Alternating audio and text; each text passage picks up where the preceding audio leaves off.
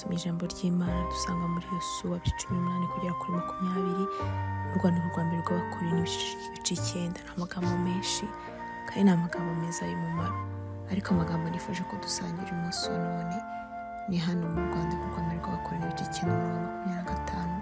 Haravuga ngo umuntu wese urushanwa yenda muri byose, abandi bagenzereza batyo kugira ngo bahabwe ikamba ryangirika, naho twe tugenza dutyo kugira ngo duhabwe ikamba ritangirika. Ngo nuko nanjye ndiruka ariko sinkutaza aho ajya, nkubitana ibipfunsi ariko sinkuhusha. Imana ishimwe cyane.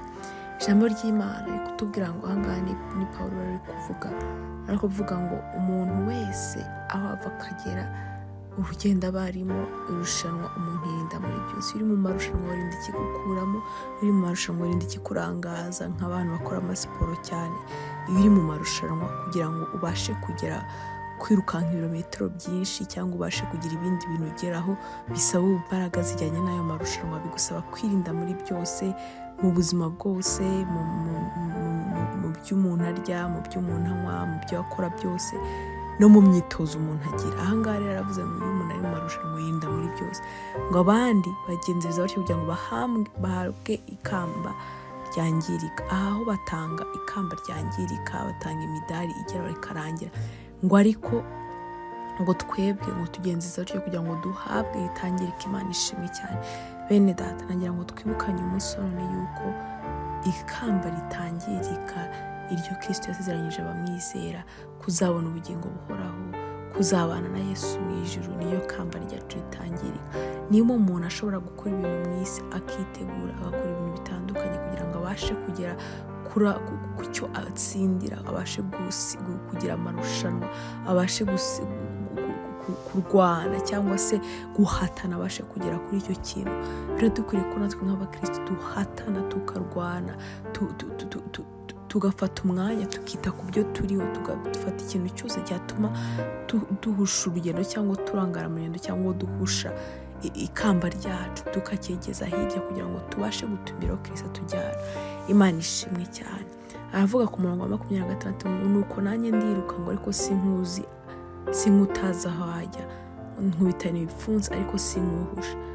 Ngo ahubwo mbabaza umubiri wanjye nk'ukoze uburetwa, ngo ahari ubwo maze kubwiriza abandi nanjye ubwanjye ntaboneka ko ntemewe. Imana ishimwe cyane.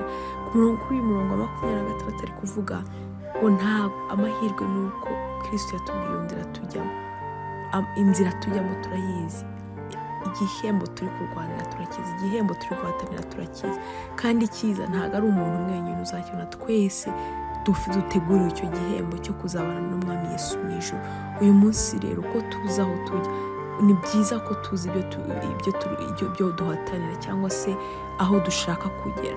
Aravuze ngo ku murongo wa 27 ngo ahubwo mbabaza umubiri wanjye nkawukoza uburetwa kugira ngo ahari ubwo maze kubwiriza abandi nanjye ubwanjye ntaboneka ko nemeye. Imana ishimwe cyane. Iri jambo ry'Imana riratwereka neza yuko amarushanwa yose cyangwa kugira ngo umuntu agire icyo atsindira icyo ari cyo cyose, bisaba kugira icyo yigomwa, bisaba kugira icyo areka, biramusaba kugira icyo atera umugongo. Uyu munsi rero nk'abakozi b'Imana, nk'abantu twamenye Kristo Yesu, nk'abantu twakiriye Kristo nk'Umwami n'Umukiza w'ubugingo bwacu, ijambo riratubwira ngo mfate umubiri wanjye. Pawulo yaravuze ngo mfate umubiri wanjye nkakoza uburetwa, ngo kugira ngo nyuma yuko mbwirije abantu, nyuma yuko mbwiye abantu ubutumwa bwiza, nanjye ne kugaragara yuko ntemewe. Imana idufashe cyane. Byaba biteye isoni ko twaba dutanga ubutumwa cyangwa se umuntu yaba yumva ubutumwa bwiza buturutse kuri we mwene data cyangwa kuri njyewe, ariko mu by'ukuri umuntu yareba uko ubayeho agasanga ntabwo bihuye n'amagambo wavuze, ntabwo bihuye n'ubutumwa wavuze. Ariko Pawulo yaravuze ngo mufate umubiri wanjye nkawukoresha uburetwa kugira ngo ibyo navuze nanjye mbigendereho. Nyuma y'ibyo navuze ne kugaragara nk'utemewe, nanjye ne kugaragara nk'umugayo cyangwa nk'icyasha ku ijambo ry'Imana cyangwa ku butumwa bwiza. Bene data, ikintu nabifuriza nanjye niyifuriza uyu munsi none, reka dufate akanya twisuzume. Kuba dukorera Imana ni byiza, kuba tuvuga ubutumwa ni byiza, kuba dukora ibintu bitandukanye ni byiza, kuba dutanga urugero rwiza mu buryo bumwe cyangwa ubundi ni byiza cyane. Ariko reka dufate umwanya twisuzume. Ese amagambo tubwira abandi twebwe turayakora? Inama tugira abandi twebwe turazikurikiza? Ubuzima tubwira abandi kubamo twe tububamo? Imana idufashe cyane.